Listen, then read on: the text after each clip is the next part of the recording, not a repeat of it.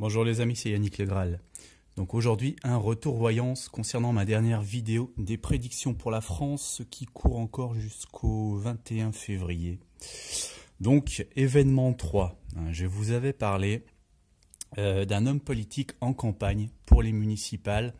Ici, il y avait un chemin tortueux. Là, on avait un homme au double visage. Et puis là, on avait des lignes morales.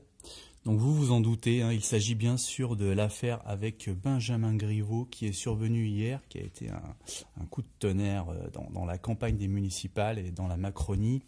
On va pouvoir faire une lecture un petit peu plus poussée de cette ligne maintenant qu'on a toutes les infos. Donc première carte, eh bien j'étais dans le bon, c'était bien un candidat des municipales, donc en l'occurrence Benjamin Griveaux à Paris. Voilà, j'avais cet homme qui vendait sa camelote ici, donc un candidat, voilà, un candidat au municipal. C'était le hableur, quelqu'un qui a la langue bien pendue, la bouche ouverte. Et il se trouve que Benjamin Griveaux a justement été le porte-parole du gouvernement pendant quasiment 2 ans. Donc voilà, quelqu'un dont la parole était mise en avant, portée en avant sur l'estrade ici. Et alors, le point intéressant aussi, je vous avais dit, c'est que la sentence qui accompagne cette carte était « Personne ne peut porter un masque éternellement ». Le masque public, finalement, de Benjamin Griveaux est tombé. Alors, deuxième carte, donc je vous avais parlé d'un chemin tortueux pour les élections. Voilà, un parcours difficile. Alors, il y a plusieurs choses dans cette carte. Déjà, on avait bien le chemin difficile de Griveaux au municipal à Paris, puisqu'il est quand même contre Anne Hidalgo, qui est la grande favorite, la maire sortante. Et donc là, non seulement ce chemin est difficile, mais on peut voir carrément un coup de poignard désormais dans sa campagne. Un coup de poignard qui est un petit peu sorti de nulle part, on ne l'attendait pas. Donc ça, c'est la première chose.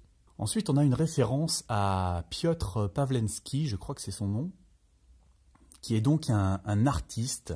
On va dire ça comme ça, en tout cas, c'est comme ça qu'il se présente.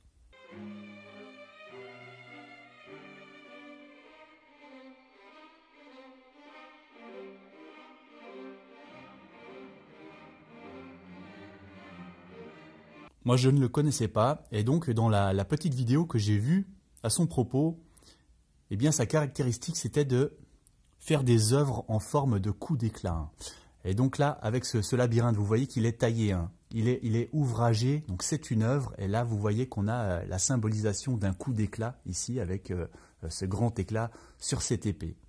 Voilà, donc c'est un nouveau coup d'éclat de cette personne. Alors ensuite, on peut noter que cette personne est aussi soupçonnée d'avoir poignardé 2 individus récemment à la fête du Nouvel An passé.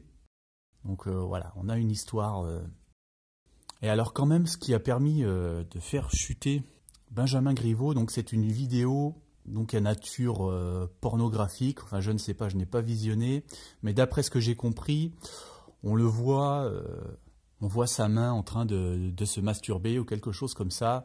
Et donc, si vous regardez le haut de l'image, eh ben, voilà, je ne vais pas vous faire un dessin. Vous voyez ce qui est représenté ici. Voilà, on a juste la main et le gros plan sur la scène en question. Donc voilà, toutes ces infos dans cette carte. Coup d'arrêt sur la campagne, l'objet du délit, on va dire. Donc là, bien, je vous avais parlé d'hypocrisie avec cette carte. C'est une personne donc, qui a un visage dans la lumière publique et puis un visage dans l'ombre qui est complètement différent. Et il se trouve que Piotr Pawlenski a avancé comme argument pour la diffusion de la vidéo qu'il voulait dénoncer l'hypocrisie. Donc c'est exactement ça. Donc voilà, cette carte, c'est l'auréole fallacieuse, elle s'appelle. Donc c'est vraiment quelqu'un qui se présente sous un jour un petit peu moraliste, comme l'a été justement Benjamin Griveaux. C'était un petit peu le visage jeune et angélique du gouvernement. C'est pour ça qu'il avait été mis en avant. Et donc là, il se révèle sous un jour complètement différent.